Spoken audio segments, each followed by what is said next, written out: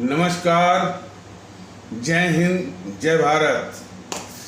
भारतीय अवाम ताकत दल अपने भारतीय भाई बहनों अर्थात अपने देश भारत की जनता अर्थात अपनी भारतीय अवाम से भारतीयता आधारित आपसी श्रद्धा, भारतीयता आधारित आपसी स्नेह, भारतीयता आधारित आपसी प्रेम, भारतीयता आधारित आपसी अखलाक मोहब्बत, भारतीयता आधारित आपसी सहयोग, भारतीयता आधारित आपसी सम्मान, भारतीयता आधारित आपसी एकता, भारतीयता आधारित आपसी भाईचारा तथा भारतीयता आधारित आपसी सद्भाव को समझने व उसे आत्मसात करके वैसा ही और उसी अनुसार आचरण एवं व्यवहार करने हेतु और इसके समस्त भारत में प्रचार प्रसार करने हेतु और इसकी अहमियत और महत्व को प्रत्येक देशवासी को समझाकर उसे अपनाते हुए वैसा ही और उसी अनुसार आचरण एवं व्यवहार करने हेतु और प्रत्येक देशवासी को अपना ही भारतीय भाई बहन मानकर, समझकर और अपनाकर उनके साथ वैसा ही और उसी अनुसार आचरण एवं व्यवहार करने हेतु सतत, सदैव और हमेशा अदब के साथ, आदर के साथ अर्ज करता है, विनती करता है। आज प्रभु कृष्ण जी, हालांकि उनके तो मैंने शायद हजारों नाम हैं उनके, लेकिन जो प्रमुख नाम है कि द्वारिकाधीश और गोवर्धननाथ, गिरिराजधरण, बालकृष्ण लाल के नाम से भी जाने जाते हैं। और सबसे बड़े उन्होंने योग दर्शन जो दिया, गीता के जो कुरुक्षेत्र में वो अर्जुन को जो गीता उपदेश के दौरान उन्होंने जो योग दर्शन जो इस मानवता को दिया, वो मानवता हमेशा इस प्रभु कृष्ण की हमेशा माने वो कृपा पात्र रहेगी। तो उसी प्रभु कृष्ण की आज वो जन्माष्टमी है। तो भारतीय अवाम ताकत दल अपने सभी आदरणीय भारतीय भाई बहनों और अपने सभी आदरणीय भारतीय अवाम को कृष्ण जन्माष्टमी की ढेर सारी बधाइयाँ अर्पित करता है। तो अब वैसे किसी और विषय पर चर्चा करने का विचार था, लेकिन ये जो पार्टियां हैं बीजेपी के अलावा बीजेपी पर जो आक्रमण करती हैं, वो महंगाई बेरोजगारी का एक हुआ जो है वो खड़ा करती हैं। महंगाई के संबंध में सभी जो राजनीतिक दल हैं, यहाँ तक कि जो सत्ताधारी भारतीय जनता पार्टी है, उसको जानना चाहिए कि आज़ादी के बाद सिर्फ एक ही प्रधानमंत्री थे जिन्होंने महंगाई को काबू ही नहीं किया बल्कि उसको नीचे लाया। अब ये सवाल उठता है कि ये जितने भी राजनीतिक दल हैं या उनके जो जितने राजनेता हैं, क्या उनको इस बात का इल्म है जो अभी बताया जा रहा है कि सिर्फ मात्र एक ही प्रधानमंत्री थे जिन्होंने महंगाई को काबू ही नहीं किया और उसको नीचे ले आए। शायद ये जितने भी राजनीतिक दल जो तमाम हल्ला करते हैं उनको मालूम भी नहीं होगा।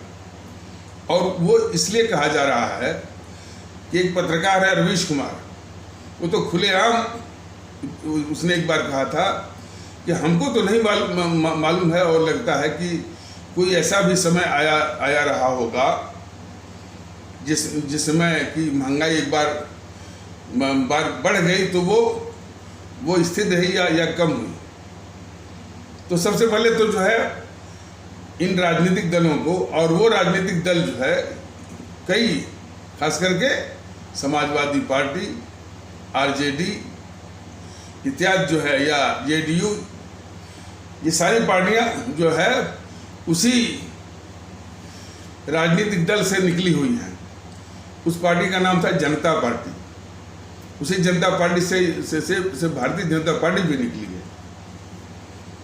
लेकिन सब भारतीय जनता पार्टी हो, चाहे जेडीयू हो, चाहे राष्ट्रीय जनता दल हो, चाहे समाजवादी पार्टी हो, सब के सब जो है उस जनता पार्टी को भूल गए।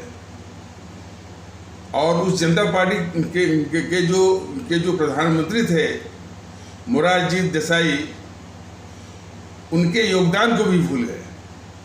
और उनके कई योगदानों में, जो कि बिल्कुल अद्वितीय योगदान थे, उनमें जो सबसे प्रमुख था, उन्होंने सच्चे अर्थों में इस महंगाई डायन को, बोलते हैं ना, मुहावरा बोलते हैं कि महंगाई डायन खाए जात है, महंगाई डायन खाए जाता है।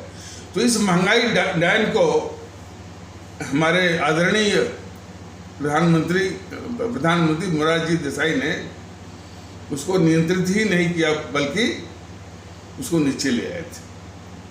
तो सबसे पहले इन राजनीतिक दलों को, भारतीय जनता पार्टी को, समाजवादी पार्टी को, राष्ट्रीय जनता दल को याद करना चाहिए कि जो उनका उद्भव स्थान है, जो उनका उद्गम, जिससे सारी पार्टियां निकली हैं, तो उसके जो प्रधानमंत्री थे वो मोरारजी देसाई को जरा सा उनको जाने, उनको महत्व दें। और उनका एक बार भी जिक्र सब नहीं करते हैं। ये न तो भारतीय जनता पार्टी करती है, न तो समाजवादी पार्टी करती है, न तो राष्ट्रीय जनता दल करती है, जो कि सारी पार्टियां जो है वो जनता पार्टी से ही निकली हैं। और वो जनता पार्टी के प्रधानमंत्री आदरणीय और माननीय श्री मोरारजी देसाई ने महंगाई को काबू ही नहीं किया, बल्कि उसको नीचे भी लाए थे। तो सर्वप्रथम ये पार्टियां पहले उनको सम्मान दें, उनसे प्रेरणा लें और उनसे सीखें कि उन प्रधानमंत्री मोरारजी देसाई ने महंगाई को कैसे काबू में किया और कैसे नीचे ले आए। दूसरा जो पहलू है कि ये जो राजनीतिक पार्टियां हैं, इन्होंने इस देश का संसाधन लूट करके काले धन के रूप में जमा किया हुआ है। जितनी ये हल्ला करती हैं, जैसे ये जेएनपीसी, गांधी नेहरू परिवार चांडाल चौकड़ी काकस या कांग्रेस, और समाजवादी पार्टी, राष्ट्रीय जनता दल, और टीएमसी, एनसीपी, शिवसेना, इन सबों ने इस देश को लूट करके काला धन के रूप में किसी तरह से वो छुपा रखा है। भारतीय अवाम ताकत दल ने कई बार ये कहा है कि इनके नेताओं के द्वारा जो लूटे गए काला धन है, और उसमें सबसे पहले जेएनपीसी का, जेएनपीसी ने अपने शासनकाल के दौरान लगभग 1200 से लेकर 1300 लाख करोड़ जो है वो काला धन है, जो लूट करके इस देश को लूट करके विदेशी बैंकों में जमा किया हुआ है। अब वो काला धन इधर से उधर किसी और रूप में तमाम ट्रांसफर होता रहता है। कभी कभी वो एक मॉरिशस रूट है, उसके जरिए फिर भारत में निवेश के नाम पर आता रहता है। लेकिन जो जहाँ तक लूट का सवाल है, तो लूट करके 1200 से लेकर 1300 लाख करोड़ की ये डकैत है, ये जेएनपीसी। और भी डकैत है। अभी जो ये विधानसभा का चुनाव और उत्तर प्रदेश विधानसभा का चुनाव के दौरान हमारे देश ने देखा होगा कि ये पुष्पराज जैन और पीयूष जैन के घर करीब 300 से लेकर 400 करोड़ के जो कैश मिले, वो किसके थे? निश्चित रूप से इसी अखिलेश यादव के से संबंधित थे। हालांकि वो तमाम इस तरह का दम भरते थे, लेकिन उससे भी विचित्र बात यह है कि ये योगी आदित्यनाथ महोदय और मोदी महोदय जो वो पकड़े गए पीयूष जैन और पुष्पराज जैन, जिनके यहाँ से 300 करोड़ के आसपास जो कैश मिला, उस मामले का क्या हुआ? सिर्फ चुनाव के वक्त उसका हुआ खड़ा किया, चुनाव जीता और जो है वोट पाए, सत्ता मिल गई, बस वो भूल गए। तो वो तो इस बात का द्योतक है कि सभी ने इस देश को लूटा है और सभी के पास काला धन है। तो सबसे पहले ये पार्टियां खुद घोषित करें कि हमने जो लूटा है पैसा, वही ला करके डीजल पर सब्सिडी दिया जाए और डीजल पर सब्सिडी दे करके महंगाई को कम किया जाए और वो आवाम जिन्होंने इनको समाजवादी पार्टी को 125 से लेकर 130 MLA दिया, टीएमसी को बिठाया, आरजेडी को भी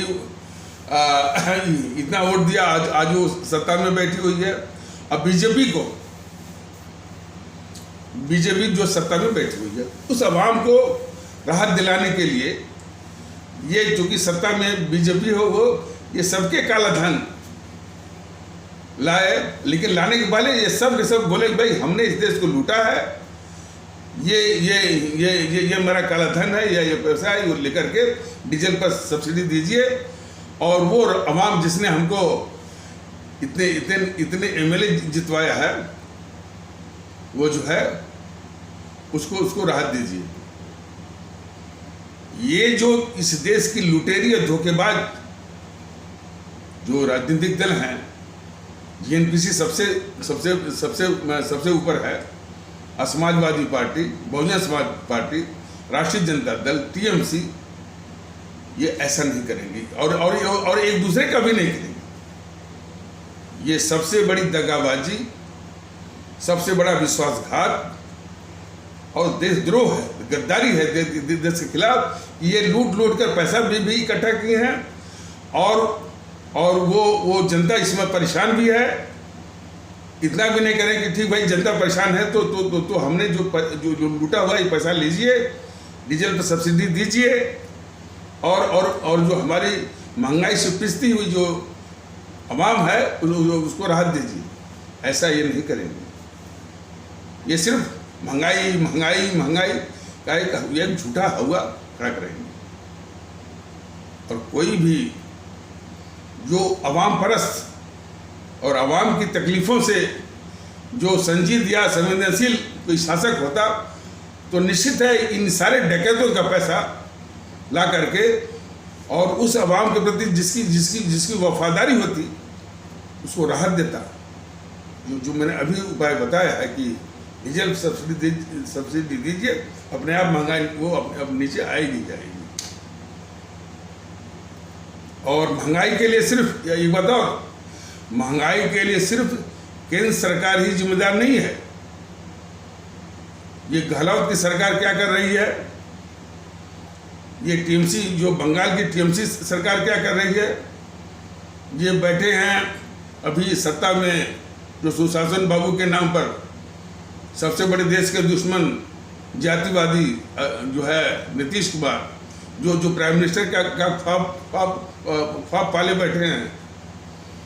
ये अब तक महंगाई को कम करने के लिए क्या किया इन्होंने, डीएमके ने क्या किया, इसे जेएनपीसी के गहलोत और छत्तीसगढ़ वाले, झारखंड वाले इन्होंने क्या किया। तो महंगाई को कम करने की जिम्मेदारी राज्य सरकारों की भी है। तो ये जनता को इतना धोखा देने वाले हैं, जनता के साथ इतना बड़ा विश्वासघात करने वाले हैं कि हर वक्त झूठ बोलना। लेकिन शब्द का जवाब आवाम को देना है। क्यों हमारी आवाम जो है इस आवाम से, देश से धोखा और विश्वासघात करने वाले दलों को वोट करती है, जो कि एक वोट के लिए भी जिनकी पात्रता नहीं बनती है। इन राजनीतिक दलों को पहले भी बताया गया है कि यदि हमारे अवाम में सच्चे अर्थों में ये जागरूकता हो तो वोट देना बहुत दूर की कौड़ी, इनको लात मार करके यही अवाम जो है वो देश के बाहर वो भगा देती है, भारतीय समाज से उसको बाहर कर देती है। विडंबना दुख इसी बात का है कि जागरूकता के आधार पर जिन राजनीतिक दलों को जो कि काले अंग्रेज हैं उनको लात मार करके देश के बाहर भगा देना चाहिए, उसको यही अवाम जो है वोट करती है, सत्ता में भेजती है। ये गलती अब तक ये अवाम जो है इस गलती को माना नहीं है। तो अपनी गलती को न मानना अवाम के द्वारा कि वह उन कुपात्रों को भेज रही है, यह सबसे बड़ी गलती है।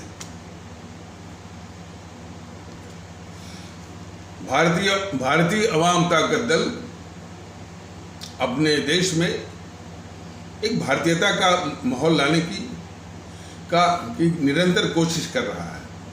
लगातार जो है उसका प्रयत्न यत्न जो है अभी फिलहाल YouTube के वीडियो के सोशल मीडिया के माध्यम से ये प्रयास कर रहा है और इसने कह रखा है अपनी आवाम से इसी YouTube के माध्यम से कि जो ही संसाधन आएगा संगठन बनाकर वह अपनी आवाम के बीच में आकर के ये इन बातों को समझाएगा और निवेदन करेगा। लेकिन संसाधन के अभाव में अभी फिलहाल इसी का इस्तेमाल कर रहा है।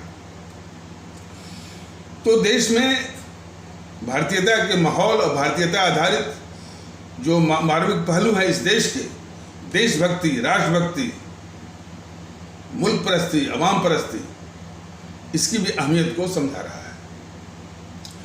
एक आवश्यकता तो यह है। दूसरे जो है अपनी अवाम से भी निवेदन कर रहा है कि ये सारी समस्याओं की जो जड़ है वो हमारी आपकी जो है सोच और आदत है,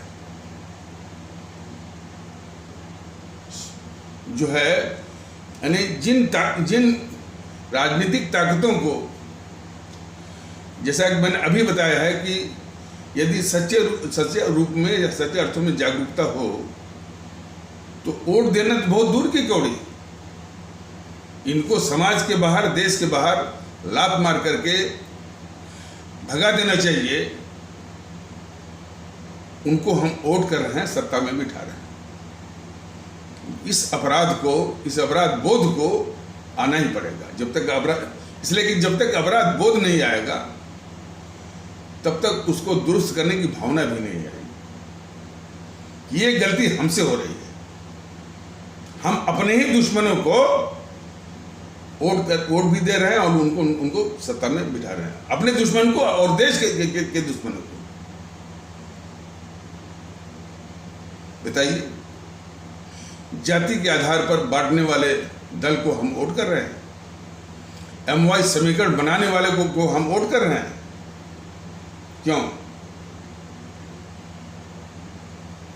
देश के संविधान ने आपको भारतीय नागरिक की प्रतिष्ठा दी है, मान सम्मान दिया है, लेकिन आप जानबूझ करके फिर उसी जाति में कि हम ठाकुर हैं, ब्राह्मण हैं, हम यादव हैं, इससे आपको निकलना पड़ेगा। निकल करके राष्ट्रीय सोच के साथ आपको आना पड़ेगा। इसलिए इस संबंध में जो भारतीय जनता दल कह रहा है कि ये शुरुआत कम से कम बिहार से हो। जो बिहार जो है जातिवाद के आग में पूरा वो झुलस रहा है और जातिवाद का पूरा तांडव है समाज में, शासन प्रशासन में और in different walks of life. वो इस जातिवाद के जहर को वो समाप्त करना पड़ेगा। और एक बात जान लीजिए, जिस वक्त इस जातिवाद का जहर समाप्त हो गया और विशेष करके इसकी शुरुआत यदि बिहार से होती है तो नीतीश कुमार ऐसे तत्व जो है अपने आप मर जाएंगे। चूंकि नीतीश कुमार ऐसे तत्व जो है उसी जातिवाद पर ही वो जिंदा है, यानी they feed on this poison of casteism, ये उसी पर जिंदा है। तो जिस वक्त बिहार में हमारे रहने वाले भारतीय भाई बहन इस जातिवाद को समाप्त करके भारतीयता को अपनाएंगे और भारतीयता के आधार पर एक होंगे, और एक होना पड़ेगा आपसी द्वेष विद्वेष को भुला करके कि हम सभी भारतीय हैं, हम सभी एक हैं और सबको सम्मान देना पड़ेगा। इसके विषय में यानी कई जो व्यवहारिक उसके पक्ष हैं, उसके समाधान के भी विषय में भारतीय जनता दल ने कहा है कि एक तो सबको सम्मान देना सीखिए और अपमानजनक शब्दों का बिल्कुल परहेज करना होगा। चमार, हरिजन, शेड्यूल कास्ट ये सब कहना छोड़िए, क्योंकि उनको माने कि ये हमारे अपने भारतीय भाई बहन हैं और इस्लाम आस्था वाला भारतीय भाई बहनों को जो कुछ कट्टरवादी सोच के बोलते हैं। अब यहाँ तक कि मैंने देखा है कि वो इसी संदर्भ में याद पड़ रहा है, कई पत्रकार के भेष में अब हमको नाम लेना पड़ेगा। एक मनीष ठाकुर है, पत्रकार है, वो बीजेपी के पक्ष में माहौल बनाता है। शाहनवाज हुसैन का एक प्रकरण आया कि उन पर कोई केस है, कोई बलात्कार का केस है, ठीक है, वो केस तो चलेगा, न्यायालय और जो विधान जो बनेगा उसके अनुसार उनको दंड मिलेगा या नहीं मिलेगा। लेकिन वो शाहनवाज जिनका एक राजनीतिक, शाहनवाज हुसैन जिनका एक राजनीतिक जीवन रहा है, कैरियर रहा है, उसको ये तुरंत बोल रहा है जिहादी। मनीष ठाकुर इस प्रकार पत्रकारों के भी बेश में कई ऐसे समाज विरोधी और कट्टरवादी और देशद्रोही हैं सब। तो इसी संदर्भ में ये कहा जा रहा है कि हमारे जो इस्लाम आस्था वाले भारतीय भाई बहनों को कि ये पंचर पुत्र हैं, ये कटुआ हैं, ये और ये मियाँ हैं और ये पाकिस्तानी जिहादी और देश के गद्दार, इन सारे जो जहरीले जो शब्द या संबोधन हैं, इनसे परहेज करना होगा। बगैर अपने भारतीय भाई बहनों को सम्मान दिए भारतीय एकता आ नहीं सकती, और भारतीय एकता आ नहीं सकती तो ये जातिवाद का जहर, संप्रदायवाद का जहर, भाषावाद का जहर और प्रांतवाद का जहर ये जाएगा नहीं। और जब तक ये जहर नहीं जाएगा तब तक हमारी भारतीय आवाम की मानसिकता जो है उसी में फंसी रहेगी और उसी में फंसी रहेगी। मानसिक रूप से आप गुलामी के दलदल में फंसे रहेंगे और इन्हीं अपने ही दुश्मनों को, ये आरजेडी आपकी दुश्मन है, समाजवादी पार्टी आपकी दुश्मन है, टीएमसी आपकी दुश्मन है, जिनको जागरूकता के आधार पर जिनको भारतीय समाज से भगा देना चाहिए, देश के बाहर कर देना चाहिए, उनको वोट आप करते रहेंगे। तो इसलिए जरूरत इस बात की है कि एकता लाइए, और एकता में सबसे बड़ी बात आई है कि जो हम वो अपने ही भारतीय भाई बहनों को जो सम्मान देना नहीं चाहते हैं, हम नहीं कहते कि ये मानसिकता सब में है, लेकिन कट्टरवादी तत्वों के प्रभाव में आकर के हम जो है वो सम्मान नहीं दे रहे हैं। इसके लिए जागरूकता लाइए। इसके संबंध में मैंने अपना एक अनुभव भी बताया हुआ है किसी एपिसोड में। अनुभव मैंने ये बताया हुआ है, जिसका कि यह मूल संदेश ये है कि हमको अपने इस भारतवर्ष के सभी भारतीय भाई बहनों को सम्मान देना पड़ेगा। पहले तो ये है, और जो अपमानित कर रहे हैं, जो भेद विभेद कर रहे हैं, उनका बहिष्कार भी करना पड़ेगा। जैसे ये शिवसेना है, शिवसेना घृणा के आधार पर ही ये पार्टी बनी हुई है। हर वक्त घृणा, कभी हमारे दक्षिण भारतीय भाई बहनों से घृणा, और इस्लाम आस्था वाले भारतीय भाई बहनों से तो इसका परमानेंट घृणा है इसका। और फिर हमारे उत्तर प्रदेश के भारतीय भाई बहन, बिहार के भारतीय भाई बहन, उत्तर भारत के भारतीय भाई बहन से परमानेंट ये घृणा ही करती है। ऐसी इसी शिवसेना को हमको हमारा विशेष निवेदन है कि महाराष्ट्र के जो भारतीय भाई बहन हैं वो एक होकर के इसको बाहर करें। पहले वो एक तो शुरुआत हो, कम से कम घृणा की जो है ये प्रवृत्ति है, इसको हर हालत में कुचलना होगा। इसीलिए तो देश की दुश्मन ताकतों को वोट मिल रहा है।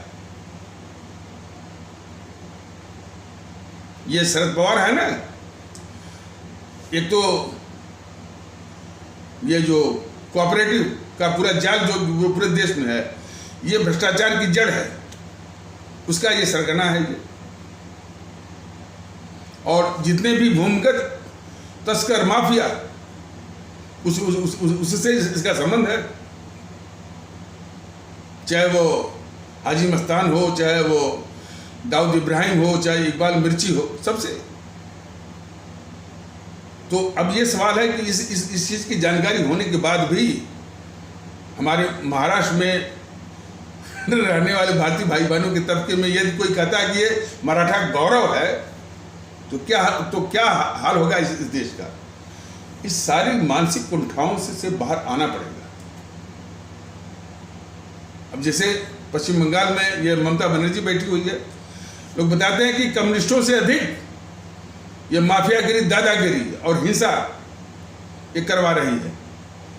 ये मोदी महोदय को भी मालूम होगा, लेकिन मोदी महोदय तो इन ताकतों को बढ़ावा दे रहे हैं, जबकि भारत के संविधान ने केंद्र को निर्बाध शक्तियां दी हुई हैं, अपने वो जो है प्रावधान दिए हुए हैं इन्हीं इस तरह की राज्य सरकारों को बर्खास्त करने के लिए। लेकिन इनकी कायरता नहीं, इनकी लगता है मिली भगत है। मोदी महोदय की जो माफियावादी और हिंसावादी और गुंडागर्दीवादी जो ममता बनर्जी है, लगता है मोदी जी की मिली भगत है उससे। तो खैर मोदी करें, ममता बनर्जी करें, इससे कोई विशेष अंतर नहीं पड़ता है। अंतर पड़ता है कि हम इस ममता बनर्जी को जानते हुए भी हमारे पश्चिम बंगाल के भारतीय भाई बहन क्यों वोट करते हैं। कुछ जो है सांप्रदायिकता के आधार पर जो खबरें हैं, हमारे इस्लाम आस्था वाले भारतीय भाई बहन पश्चिम बंगाल के इस ममता बनर्जी को माने कि ये हमारे समाज के शत्रु है, और आपस में एकता बनाए। जितने भी पश्चिम बंगाल भारतीय भाई बहन हो, किसी भी समुदाय के हों, किसी भी संप्रदाय के हों, कोई भी आस्था के मानने वाले हों, एक हुई है। और एक कम से कम शुरुआत तो करिए ना।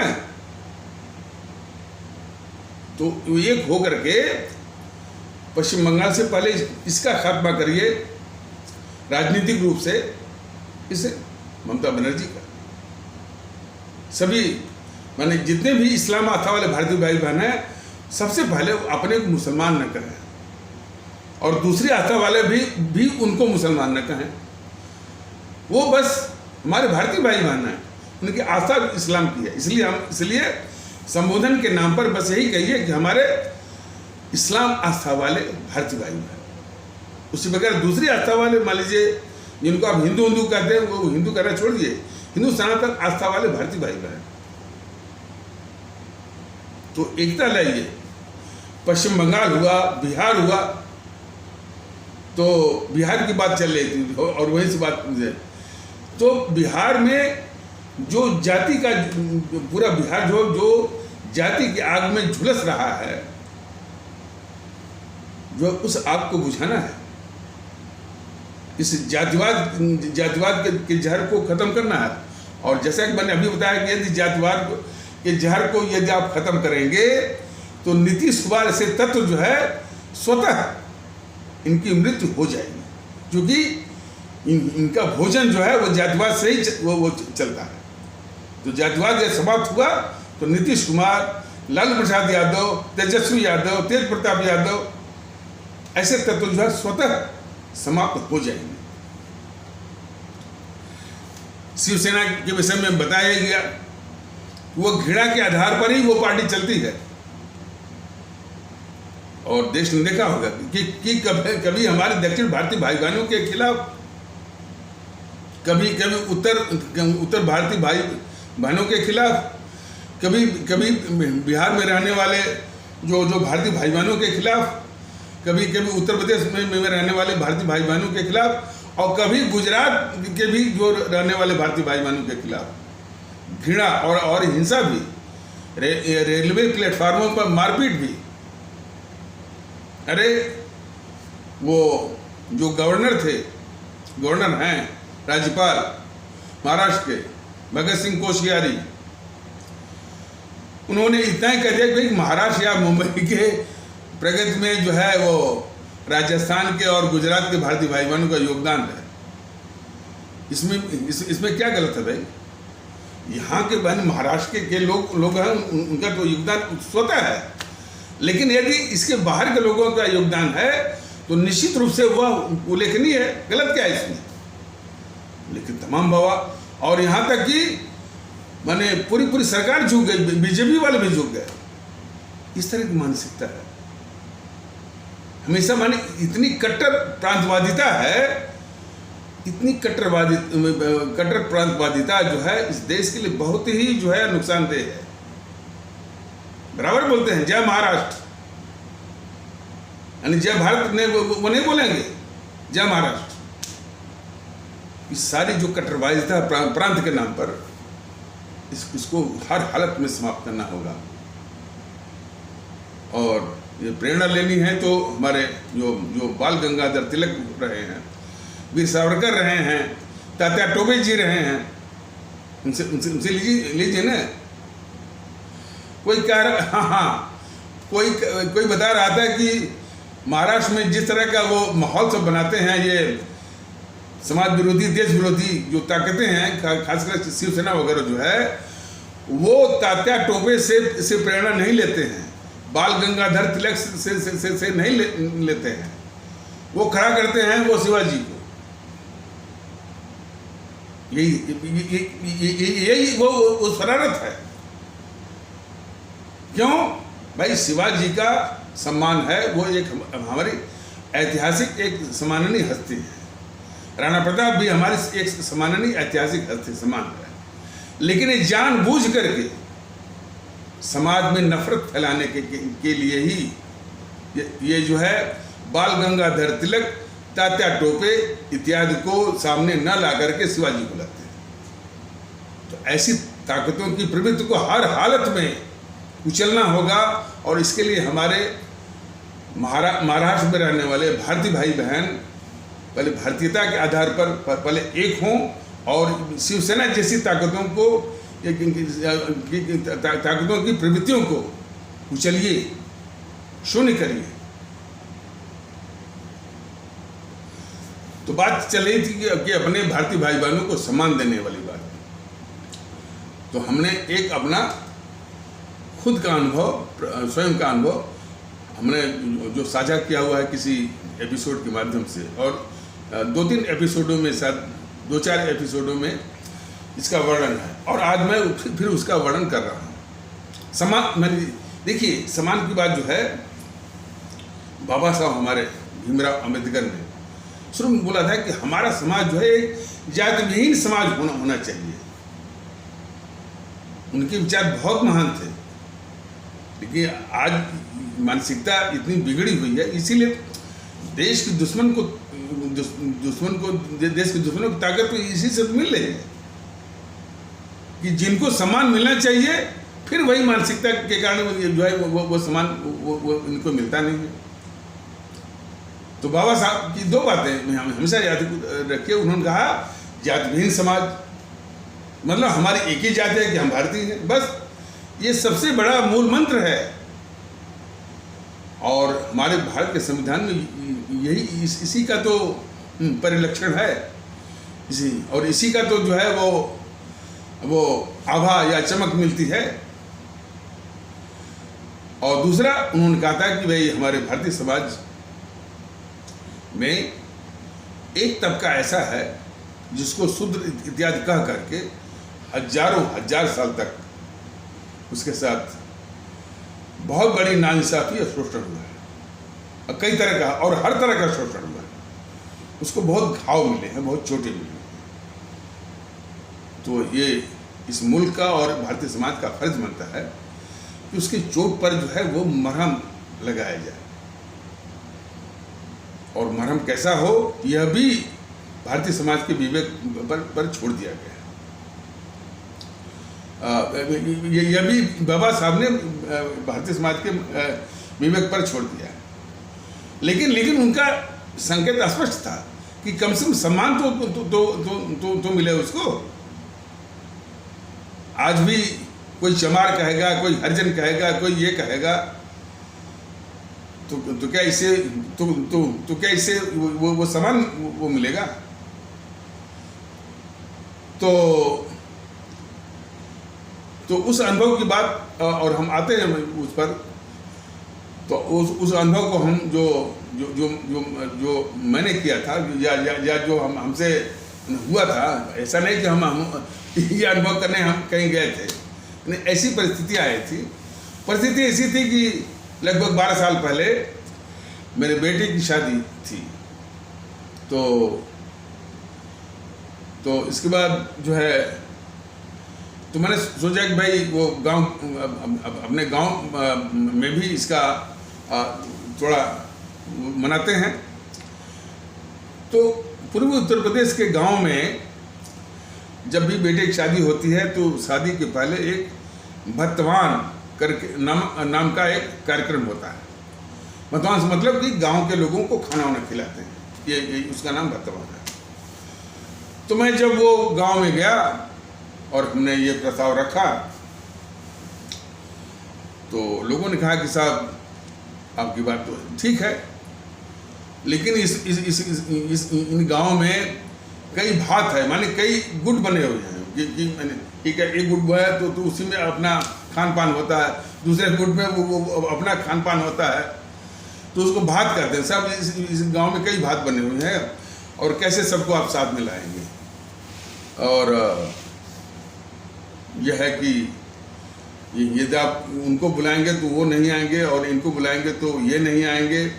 एक ने कहा कि साहब यदि आप हमको बुलाना चाहते हैं तो इनको मत बुलाइएगा, मैं तभी आ पाऊंगा। एक बहुत बड़ी समस्या जो है वो खड़ी कर दी है। तो हमने निम्रता से ये कहा कि देखिए भाई, एक खुशी का अवसर है, खुशी का मौका है, और इसमें सबको आमंत्रित किया जाएगा। और जहाँ तक कि हमारा प्रश्न है, हम तो सभी को बराबरी के आधार पर और सबको सम्मान के आधार पर ससम्मान जो है आमंत्रित करेंगे और निमंत्रण देंगे। ये तो उनके ऊपर निर्भर करता है कि हमारे ये सम्मान के साथ दिए गए निमंत्रण पर वो क्या सोचते हैं और क्या प्रतिक्रिया वो रखते हैं।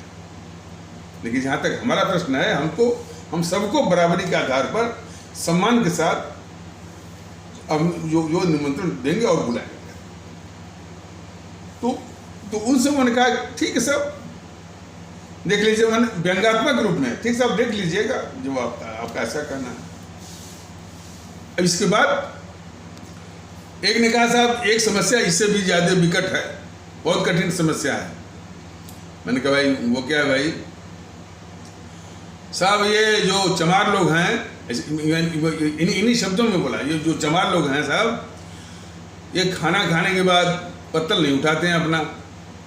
बताइए सर, अब उनका पत्तल कौन उठाएगा? तो पहले मैंने कहा कि पहले इन शब्दों का परहेज करिए कि वो चमार हरिजन वो हमारे आपके बराबर है। और जो बराबरी की बात सिर्फ हम आपको नहीं, हमारे देश का जो सर्वोच्च जो कानून है, संविधान, वो देता है। हम आप कौन होते हैं उसको रोकने वाले? हमको आपको तो उसी संविधान का पालन करना है, और पालन करते हुए इनको बराबरी का, अपने बराबर का, भारतीय नागरिक का उनको उनको उनको उनको इज्जत देनी है।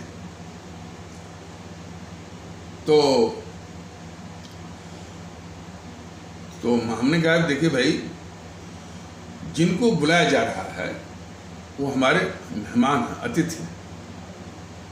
और हमारे पूर्वजों ने, हमारे महापुरुषों ने ये हमको आपको सीख दी है कि मेहमान या अतिथि जो है वह ईश्वर तुल्य होता है। अतिथि देवो भव। तो उस ईश्वर तुल्य मेहमान की खिदमत में यदि पत्तल उठाने की भी बात आती है तो उठाया जाएगा। इसमें किसी को भी शक शुबा नहीं होना चाहिए। और एक बात आप सभी लोग अपने दिमाग में, दिलो दिमाग में बिठा लीजिए कि यदि कोई नहीं उठाएगा तो मैं उठाऊंगा। तो ये बात क्या करके मैं समाप्त कर दिया। तो बोले कि ठीक है साहब, देखिएगा आप वो कहाँ से आए हुए हैं। फिर वो दिन आया, हमने सबको बुलाया था, खास करके हमारे वही उपेक्षित भारतीय भाई, माने अपेक्षित भारतीय भाई, मैंने जिनको सब हरिजन वगैरह कहते हैं, आए और वो बिल्कुल खड़े थे। हमने विशेष वो हस्तक्षेप करके मन कहा आप खड़े क्यों भाई, खाट पे बैठिए, सिरहाने बैठिए। तो पहला जो कदम है, हमने कहा कि पहले खाट पे बैठिए ससम्मान और सिरहाने बैठिए। एक बहुत ही भावनात्मक, यानी मैंने इमोशनल या क्या कहते हैं कि उसको संजीदगी के साथ ये क्या कहने कि वो रेसिप्रोकेशन था। तो वो हालांकि संकोच कर रहे थे। तो फिर इस बात वो उनको मैंने बिठाया और सबको बिठाया। तो कुछ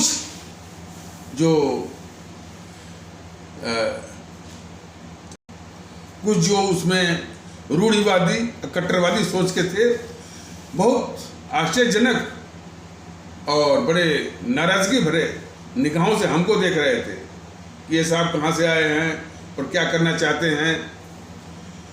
हम इन बातों से बिल्कुल बेपरवाह। हमने कहा कि आप लोग बैठिए आराम से, और अभी नंबर आता है भोजन का, तो आप लोग उसमें बैठिएगा। और इसके बाद फिर वो भोजन की भी बात आई, वो लोग बैठे। और फिर जब वो भोजन करके जब उठने लगे तो एक आदमी ने अपना पत्तल उठाया और बाकी पत्तल वो पड़ा रहा। अब वो क्षण आया कि वो भोजन करके उठ गए थे और पत्तल सब पड़े रहे। बाकी सब तमाशा देख रहे थे। हम भी 10-15 सेकंड हमने भी थोड़ा सा देखा, इधर उधर नहीं देखा। और फिर बगैर किसी से आशा किए हुए हम खुद वो पत्तल वो उठाने लगे। तब एक कह रहा है कि अरे साहब आप क्यों उठाते हैं? मैंने कहा अरे भाई, जब आपकी आत्मा यदि गवाही नहीं करती है तो आपको इसमें शामिल होने की मैंने इसमें ये पत्तल उठाने की कोई बाध्यता नहीं है। कह रहे नहीं साहब हम भी उठा सकते हैं। भले या आप खुशी से सहर्ष यदि इसमें शामिल होना चाहते हैं तभी स्वागत है, कोई बाध्यता नहीं है। लेकिन धीरे धीरे के नहीं साहब ये तो मैं भी कर सकता हूँ, हमको भी करना चाहिए, इस तरह की भावना आई।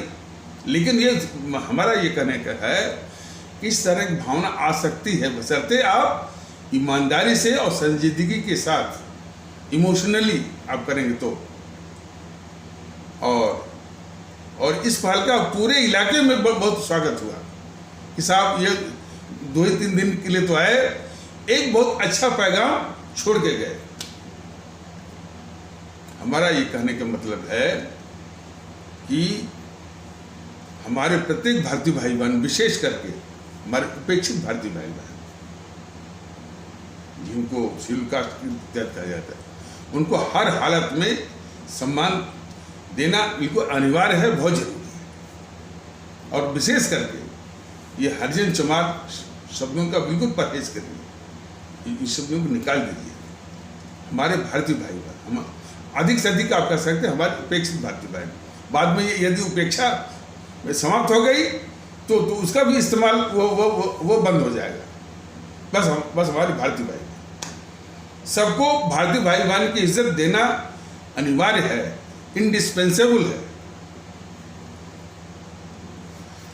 और उसी प्रकार जो हमारे इस्लाम आस्था वाले भारतीय भाई बहन हैं, उनको कदापि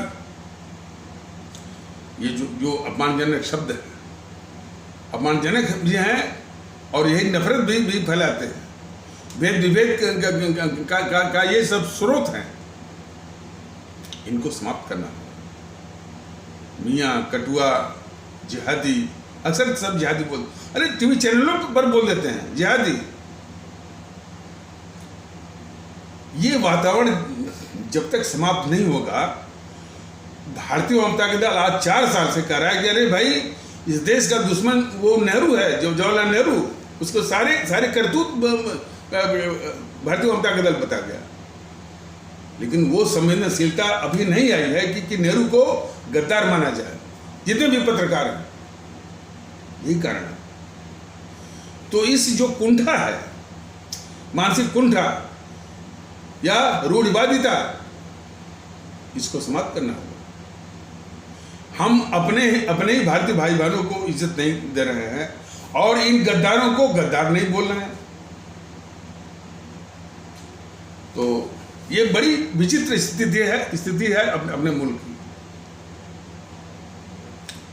तो इस संबंध में ये मानसिकता कहाँ से आई और कैसे ये मानसिकता घर कर गई हमारे भारतीय भाई बहनों के माने दिमाग में, इसकी कुछ ऐतिहासिक पृष्ठभूमि पर भी गौर कर सकते हैं। मिसालें और उदाहरण तो अनेक हैं, लेकिन एकाध जो आंख खोलने वाले, उनका उदाहरण मैं कर रहा हूं। सन 1757 का जो प्लासी युद्ध था, यानी प्लासी युद्ध जो है वो कलकत्ता से कुछ ही दूर पर है, वो युद्ध था अंग्रेज ने ईस्ट इंडिया कंपनी और नवाब सिराजुद्दौला के बीच में। नवाब सिराजुद्दौला के पास 18,000 सेना थी और उस सेना का सेनापति था वो मीर जाफर, और अंग्रेज और ईस्ट इंडिया कंपनी की ओर से था क्लाइव ने अपने उनके जो बॉसेस थे ब्रिटेन में, उसको चिट्ठी लिखा कि भाई ये प्लासी का युद्ध बहुत ही वो निर्णायक है और यदि इसमें कामयाबी मिली तो हम भारत में अपना फुट होल्ड इसमें जमा सकते हैं और यहीं से जो है ईस्ट इंडिया कंपनी अपने वर्चस्व की शुरुआत कर सकती है, वहीं से माने पश्चिम बंगाल से। तो ये युद्ध जो है बहुत वो निर्णायक है, डिसाइसिव है। तो सेना भेजिए। तो इनके जो ब्रिटेन में बैठे हुए आकाओं या उनके बॉसेस ने कहा कि भाई कि यहाँ से तो सेना नहीं जा सकती है, कुछ उधर ही कुछ उपाय करो। तो वो उपाय इसने ये किया कि जो मीर जाफर था नवाब सिराजुद्दौला का जो जो जो सेनापति जो सेनापति मीर जाफर था, उसी को मिला लिया, उसी को प्रलोभन दिया कि तुमको इतने इतने रुपए पैसे मिलेंगे, तुमको ही जो है बंगाल का नवाब बना दिया जाएगा। तो इस तरह के प्रलोभन में आ गया, मतलब कि अपने ही नवाब के खिलाफ उसने गद्दारी की और वो ईस्ट इंडिया कंपनी या अंग्रेजों से मिल गया और उसने बोला कि भाई क्या करना होगा, क्या तुमको कुछ नहीं करना होगा। जो नवाब सिराजुद्दौला की जो 18,000 सेना है, उसका सिर्फ जो है उस युद्ध के मैदान में तुम उसका सिर्फ आत्मसमर्पण यानी सरेंडर करवा दो। तो उस गद्दार मिर्जाफर ने जो है प्लासी के युद्ध में, हालांकि उसकी तिथि हमको नहीं मालूम है, लेकिन उसका सन याद है कि वो 1757, मतलब कि जो अपने आज़ादी की क्रांति ने पाली 1857 के ठीक 100 साल पहले।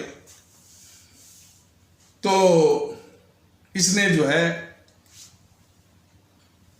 जो है नवाब सिराजुद्दौला की 18,000 सेना को गद्दार मिर्जाफर ने ईस्ट इंडिया कंपनी या क्लाइव की महज 300 सैनिकों के आगे समर्पण करवाया।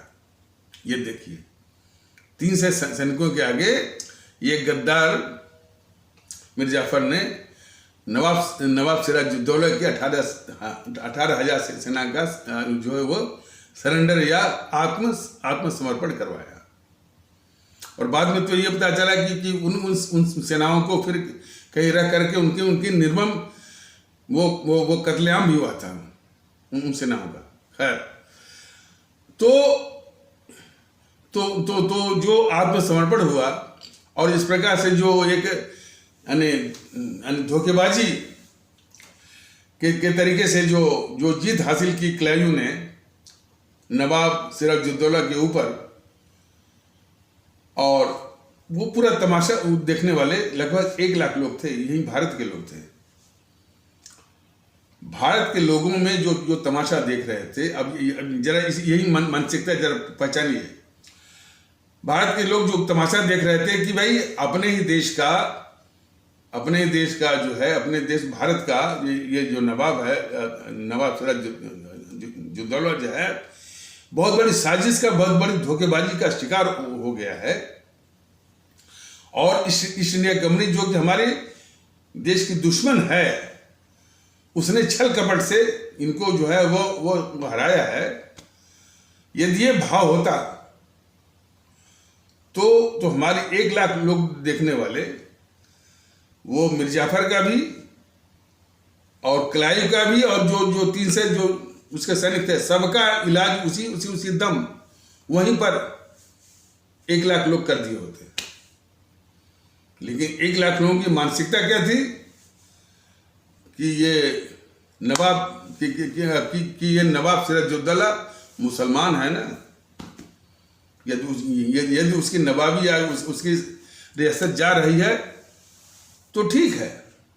अंग्रेज यानी जो 1 लाख लोग जो देख रहे, दुश्मन अंग्रेज जो है वो उस यानी मुसलमान नवाब सिराजुद्दौला की माने उसके बनस्पति, उसके अपेक्षा वो कबूल थे उनको, ये मानसिकता।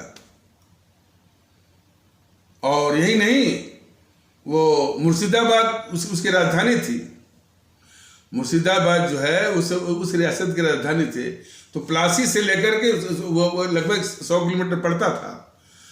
पूरा एक जुलूस का पूरा स्वागत हुआ। कहने का मतलब कि वो मानसिकता आज भी है, जो मानसिकता ये कहती है कि इस देश के लिए अंग्रेज दुश्मन नहीं, दुश्मन मुसलमान है। जरा देखिए, ये कट्टरवादी तत्व आज भी ये लोगों के दिमाग, खास करके हिंदू सनातन में जो कट्टरवादी तत्व हैं, और वो जो है ये भरा करते हैं। तो ये मानसिकता बहुत ही घातक है। और हमने बताया था कि इसका एक जीता जाता, और ये मानसिकता है।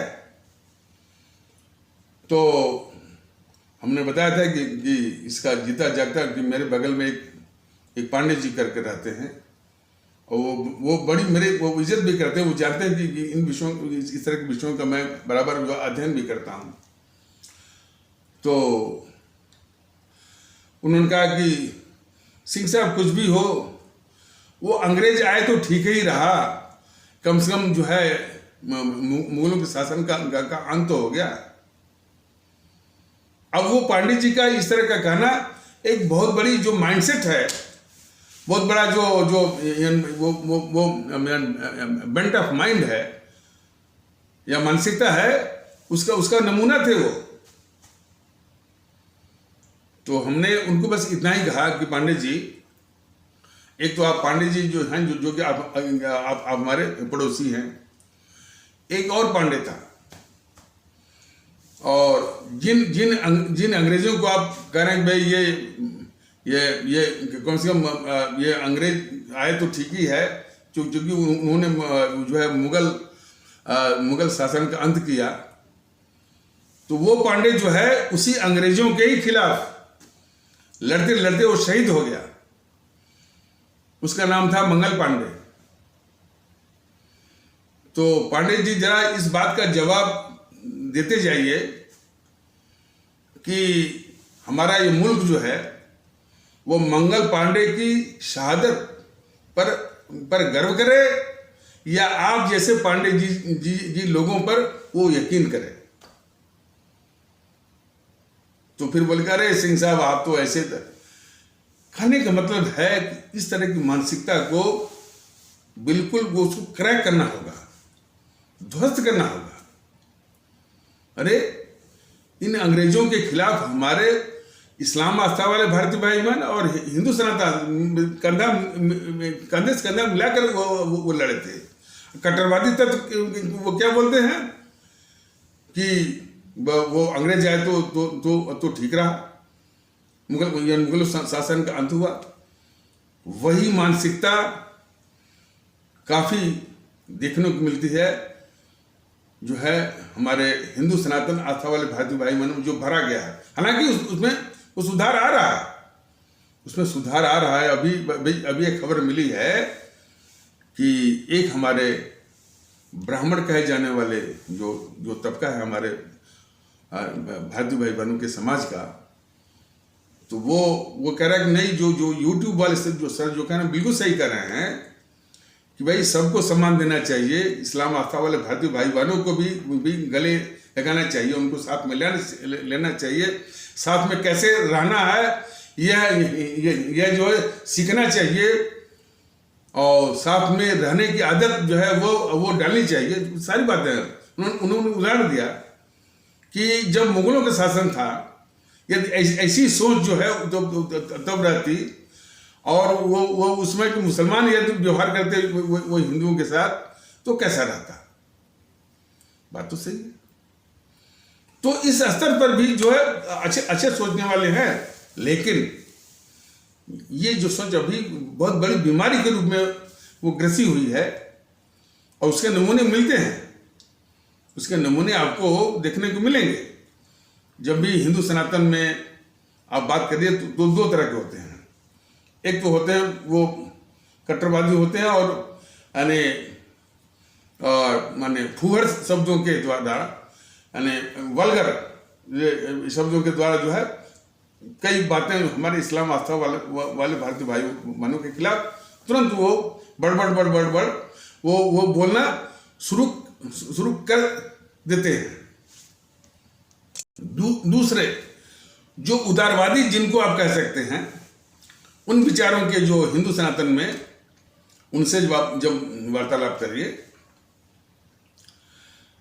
तो 2-4 वाक्य के बाद जो है फिर शुरू हो जाएंगे, अरे इस देश की सारी समस्याओं की जड़ ये मुसलमान हैं, रहते तो हैं, इनका तन यहाँ है, उनका मन पाकिस्तान में, इस तरह की बातें वो ला देंगे। हालांकि ये वही जो कट्टरवादियों के प्रभाव के कारण है। जो कट्टरवादी क्या सिखाते हैं कि इस देश की समस्याओं की जड़ जो है मुसलमान है, ना कि अंग्रेज हैं, ना कि ये गद्दार नेहरू और गांधी हैं। लेकिन हमारे आदरणीय भारतीय भाई बहनों, समस्या का सिर्फ ये आधा पहलू है। एक दूसरा भी पहलू है इस तरह की समस्या का, जो कि इससे भी अधिक खतरनाक है। अब आ जाइए इधर, जो इस्लाम आस्था वाले भारतीय भाई बहन का तबका है, उसको इन खासकर जीएनपीसी वालों ने, कम्युनिस्टों ने या किसी और अन्य कारणों से या तरीकों से जो मानसिकता काम करती है, वो बीजेपी और आरएसएस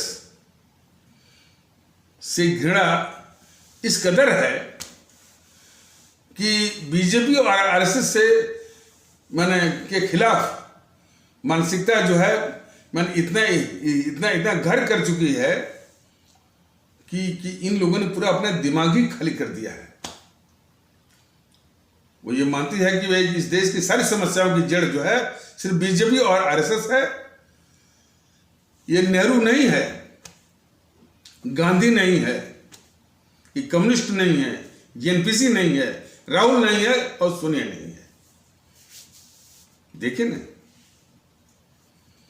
तो इस्लाम आस्था वाले भारतीय भाई बहनों के तबके में जो मानसिकता इस टाइप से है, लेकिन अब उसमें कुछ सुधार हो रहा है। शायद मुझे सुनने को मिला कि जब से भारतीय वापता के दल ये तथ्यों को रख रहा है तो उसमें सुधार हो रहा है। लेकिन अभी भी ये मानसिकता है कि वो मानते हैं कि भाई इस देश की समस्याओं की जड़ जो बीजेपी आरएसएस है, ये कम्युनिस्ट वाले नहीं है, और जो है ये नेहरू नहीं है, गांधी नहीं है, और ये सोनिया राहुल प्रियंका नहीं है। इस तरह की सोच जब तक रहेगी तब तक इस देश का कल्याण नहीं होने वाला है। इन दोनों सोचों को, दोनों विचार, सोच और उसके स्रोतों को हर हालत में समाप्त करना होगा। यहां तक अंग्रेज का सवाल है, अंग्रेज तो अभी भी हैं, अभी काफी जो है वो ईसाई पंथ के मानने वाले हैं। उनसे कुछ भी वो जो है यानी वो नहीं है विद्वेष। लेकिन जो शासक के रूप में आए, जो शोषक के रूप में आए, जिन अंग्रेजों ने इस देश को लूटा, जिस अंग्रेज सरकार ने इस देश को लूटा और इसको बांटा, हिंदू मुस्लिम में बांटा, वो निश्चित है कि वो इस देश के शत्रु हैं। लेकिन उनके प्रति जो है वो सहानुभूति, वफादारी, पूरी वफादारी तो ये कांग्रेस निभाती रही उस अंग्रेजी सरकार के प्रति। और इसके 4 राष्ट्रीय अध्यक्ष आज़ादी की लड़ाई के दौरान, जरा हमारे सभी भारतीय भाई बहन जान लें, आज़ादी की लड़ाई के दौरान इसके 4 राष्ट्रीय अध्यक्ष जो है वो यानी घुटनों के बल पर महारानी विक्टोरिया के प्रति वफादारी की कसम खा करके नाइटहुड का खिताब लिया। तो इस तरह से वो अंग्रेजी सरकार के प्रति इतनी बड़ी दलाल, इतनी बड़ी जो है वो चमचागिरी और मुखबिर रही ये कांग्रेस आजादी की लड़ाई के दौरान। और भी बताया जाएगा, और कि इसका जो संस्थापक रहा है इस कांग्रेस का, एओ ह्यूम, जो कि इटावा का कलेक्टर था, 1857 की लड़ाई में हजारों हमारे जो क्रांतिकारियों को मौत के घाट उतारने वाला एओ ह्यूम ही इस कांग्रेस का संस्थापक है। हमारे हजारों 1857 की जो हमारे आज़ादी की पहली प्रमुख क्रांति थी, तो उस 1857 की प्रमुख आज़ादी की क्रांति के हजारों क्रांतिकारियों का हत्यारा एओ ह्यूम इस कांग्रेस का संस्थापक है। तो समझिए इसका डीएनए क्या है इस कांग्रेस का। कभी भी इस देश का वो ये हो नहीं सकती। और इस कांग्रेस के प्रति जो भी भारतीय भाई बहन अभी भी वोट कर रहे हैं, वफादारी दिखा रहे हैं, निश्चित रूप से वो इस देश के साथ गद्दारी कर रहे हैं। इस भावना का, इस विचार का प्रसार करिए। अभी भी राहुल के आसपास तमाम लोग आगे पीछे करते हैं, यह देख करके मन को बहुत कष्ट होता है। और इसी जीएनपीसी का यानी गांधी नेहरू परिवार चंदा चौकड़ी काकस कांग्रेस का एक दूसरा अवतार है यह आम आदमी पार्टी और उसका केजरीवाल। यह राहुल से भी अधिक घातक है, छुपा हुआ रुस्तम। अब देखिए, ये केजरीवाल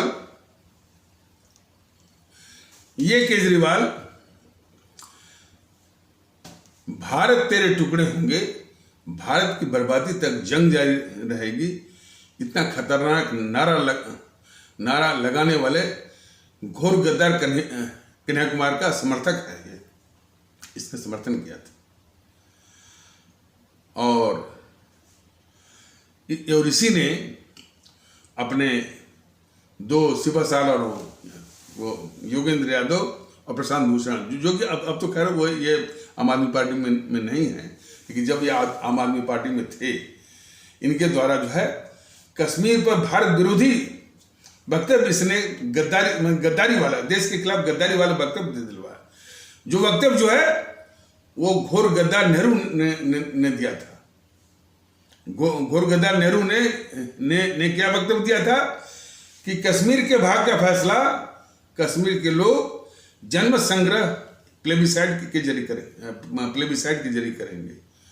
और उसने ये वक्तव्य, वो गद्दार नेहरू इस तरह का वक्तव्य क्यों दिया था कि उसको मालूम था कि जम्मू कश्मीर में हमारे इस्लाम आस्था वाले भारतीय भाई बहनों की बहुतायत है, उनकी मेजॉरिटी है, वो जो है बहुसंख्यक है।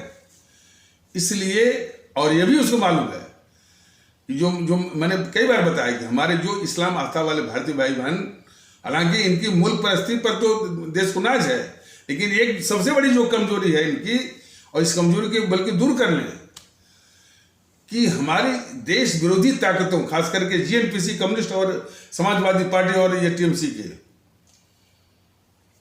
इनके झूठ और अफवाह का सबसे पहले और सबसे अधिक शिकार होते हैं। तो ये उस गद्दार जवाहरलाल नेहरू को भी मालूम था कि ये जो तबका है इस्लाम आस्था वाले भारतीय भाई बहनों का, ये झूठ और अफवाह का बहुत तेजी से सबसे पहले वो शिकार भी होता है। तो इसलिए इसको पाकिस्तान के पक्ष में इसको झुठलाया जा सकता है, बरगलाया जा सकता है। तो इसी प्रकार वो पाकिस्तान के पक्ष में इन इस्लाम आस्था वाले भारतीय भाई बहनों, जो कि जम्मू कश्मीर में बहुतायत में है या मेजॉरिटी में है, उनको पाकिस्तान के पक्ष में यानी बरगलाया जा सकता है, झुठलाया जा सकता है। और इस प्रकार वो जो कश्मीर है, जो कि जिसका विलय अंतिम और पूर्ण रूप से भारत में होने के कारण भारत का अभिन्न अंग हो चुका है, उसको इन्हीं साजिश के द्वारा जो है जम्मू कश्मीर को पाकिस्तान को सौंपा जा सकता है। इसलिए घोर गद्दार नेहरू ने उसकी यही गद्दारी वाली मंशा के कारण ही उसने वक्तव्य दिया था कि जम्मू कश्मीर के भाग का फैसला जम्मू कश्मीर के लोग प्लेबिसाइट या जन्म संग्रह के द्वारा करेंगे। वही गद्दारी ये किया केजरीवाल ने अपने इन दोनों सिपह सालारों योगेंद्र यादव और प्रशांत भूषण के द्वारा। उन्होंने फिर वही वक्तव्य जो है कि मैं समझता हूँ कि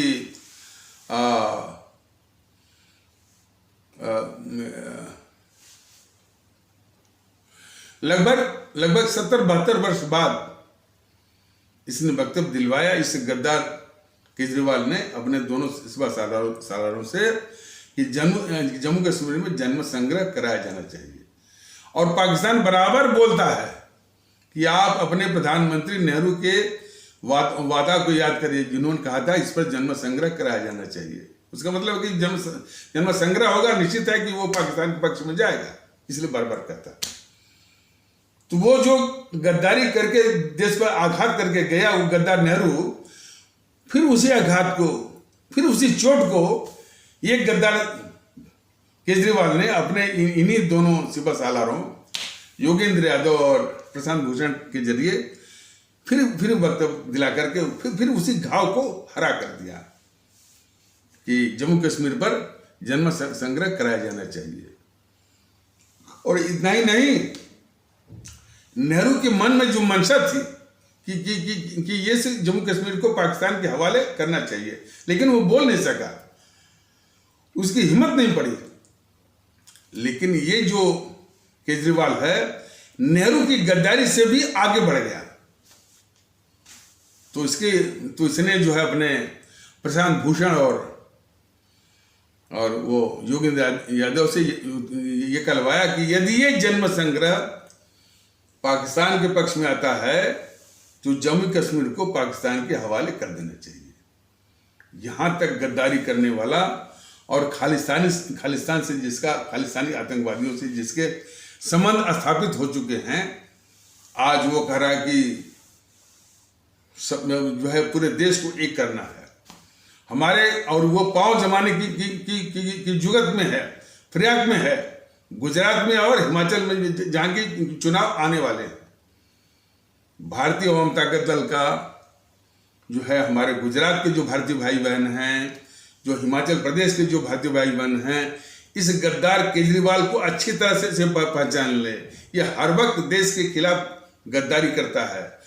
और भारतीय जनता के दल का इन भारतीय भाई बहनों से विशेष विनती यह है कि बाकी मुद्दों की बात पीछे गौड़ है, देश का महत्व जो है सबके लिए सबसे ऊपर है।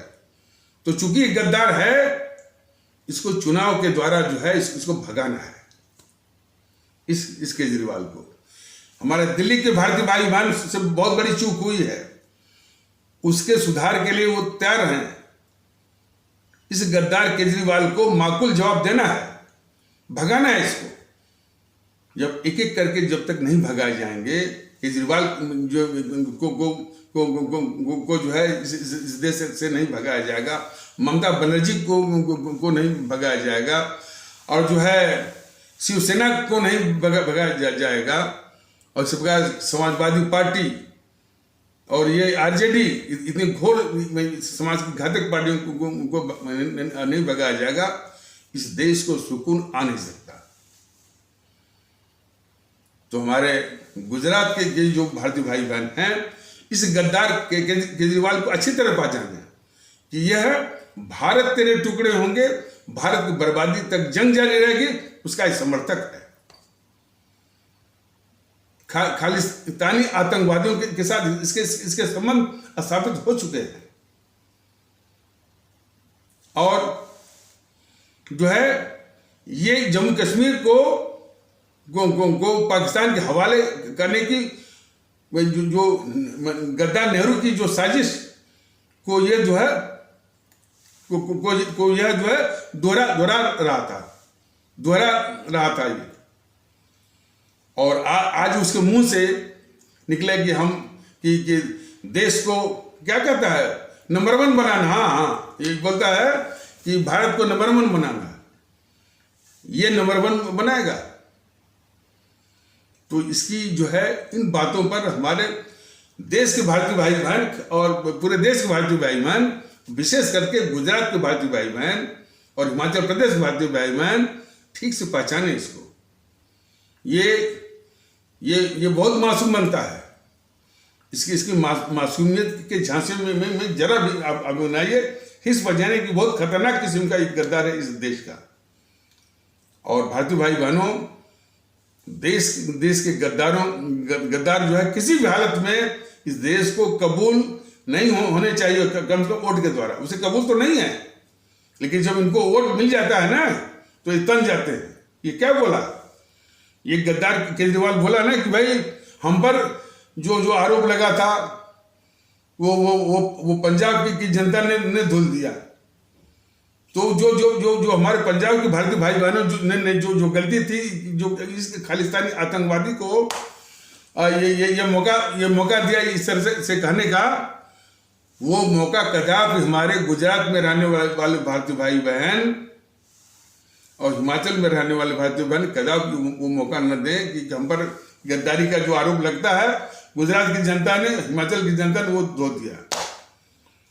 इसलिए ये जो वीडियो है, इस तरह का वीडियो जो है, हमारे सभी भारतीय भाई बहन इसको जन जन तक पहुंचाएं। गुजरात में जन जन तक इसको पहुंचाएं, हिमाचल में जन जन तक पहुंचाएं और पूरे देश में जन जन तक इसको पहुंचवाइए। देखिए इस तरह के गद्दार जो है राजनीति पड़े हुए, लेकिन इसके पहले ये गद्दारी तो मोदी की है ना, कि ये वो भले शासन में बैठा है, मुख्यमंत्री बना है, भले वो मुख्यमंत्री वो पंजाब में भगवान मान बना है, थोड़ी भी गैरत होती मोदी में और थोड़ी भी देशभक्ति होती तो तुरंत 1 सेकंड में इन दोनों को बर्खास्त करके बाहर कर देते।